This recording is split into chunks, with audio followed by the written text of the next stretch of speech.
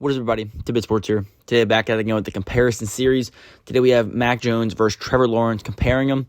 Obviously the two highly touted quarterbacks from the 2021 draft class. Many of you are already kind of defaulting probably to the idea that Trevor Lawrence clears. Lawrence, way better, all that. But as we do our deep dive in the stats, as we continue this video, I think you're going to be a little bit surprised that the gap between the two might actually be closer than you expect it to be. Here we go. Okay, so as we see, Mac Jones, 8 less games between the two. Record-wise, pretty close. Mac Jones, 2 less wins than Trevor Lawrence, but 6 less losses. Higher completion percentage for Mac Jones. He's about 3,000, more about 2,500 yards away from him. Trevor Lawrence, that is. Higher yards per attempt, less passing yards per game, less passing touchdowns, less ints, and a higher passer rating. Obviously, the run stats, Trevor Lawrence is completely clears him on that. Obviously, coming in this video, we're all going to expect Trevor Lawrence to be much better. And these stats, I think, do indicate that Lawrence looks better over 3 seasons, but I don't think it's necessarily a huge gap. And, I made this graphic right here. I put these stats in. It took me forever to make. I adjusted it to if Mac Jones played 50 games, how their stats compare to get a better edge. And as we can see, if they both play 50 games, Mac Jones is only 1,000 yards off from Lawrence, has 3 less touchdowns than him, obviously 4 more picks. But the stats look almost identical. They're pretty darn close. Obviously, besides the rushing stats, forget that. Passing-wise, it is pretty almost spot on right there. The big thing about Trevor Lawrence, the people are going to say, he did have that comeback win in the playoffs. Mac Jones, obviously, no playoff wins. And he had a horrible 2023 season, getting benched.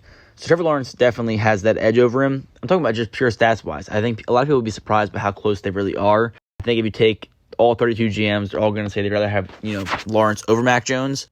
But we also have to discuss the pass catchers that both these quarterbacks had. So let's dive into that real quick. Okay, so Lawrence, real quick to start out. He had Marvin Jones, who honestly was a solid target at that time in 2021. Almost 1,000 yards. This is the Urban Meyer year, though, so horrible year for that Jaguars team. Lewis Chenault, really a bust there. I thought he'd be decent. Former first-round pick for the Vikings, Laquan Treadwell, now currently in the Ravens practice squad. Overall for Lawrence in 2021, not a good group, but 2022 definitely picked up as they added Christian Kirk, Zay Jones, and Evan Ingram over the offseason, and they had Marvin Jones, and they drafted Travis Etienne in the first round. So to me, that 2022 group right there for Lawrence is pretty solid. I'd give that a B+. And then 2023, basically the same group over again, except this time you add in an elite receiver in Calvin Ridley. So Calvin Ridley, Evan Ingram, Christian Kirk, Travis Etienne, Zay Jones. To me right there, that is a very solid 5 right there in terms of receivers. You got 3, pretty good receivers. Calvin Ridley, a great number 1 receiver.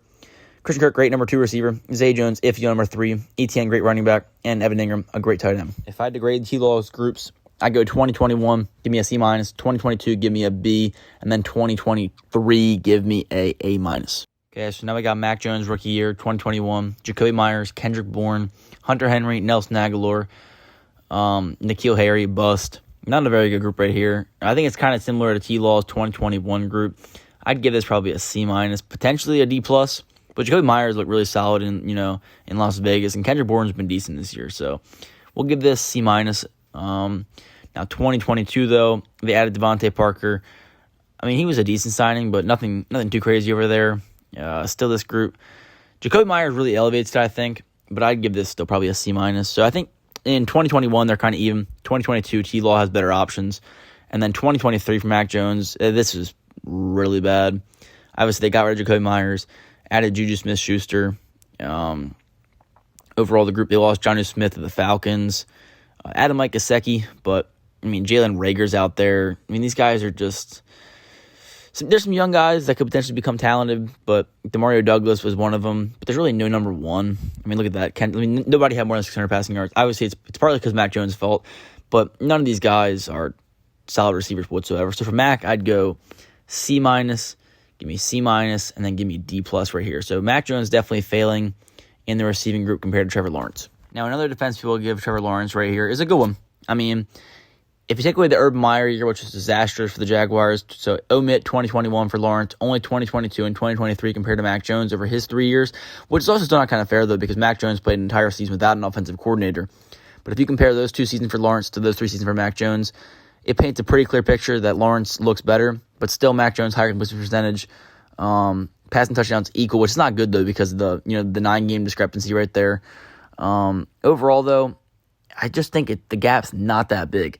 But now I will say, though, this is just stats. I think when you turn on the film, it's clear that, Lawrence has kind of more of a generational, in quotes, talent, arm strength. He can put the ball downfield. Obviously, his accuracy issues at times, but Mac Jones kind of has a noodle arm. When it comes to downfield shots, he is not that guy, really. He really operates well, in between, I'd say 5 to 20-yard range, those kind of passes, lots of crossing routes over the middle and whatnot. So Lawrence is a better arm talent. But Mac Jones, in a decent system, I think, is not a bad quarterback. And I think Trevor Lawrence is kind of overhyped, honestly. I mean, is that one playoff win that everyone's going to talk about, the comeback victory. Let's show some highlights over here so everybody can kind of reminisce. But the Jaguars were 8-3 at one point, I believe, and they finished out 9-8, missing the playoffs in a division that was led by an old Derrick Henry, Ryan Tannehill, Will Levis, that whole group, Gardner Minshew, and a rookie quarterback in C.J. Stroud. So if he couldn't beat those guys out, he definitely is an elite. I mean, not elite. Give me Trevor Lawrence as the 10th or 12th best quarterback, and give me Mac Jones like the 18th. So I think the gap between them is not that big, especially for a number 1 overall pick compared to Mac Jones being taken at 15th, I believe.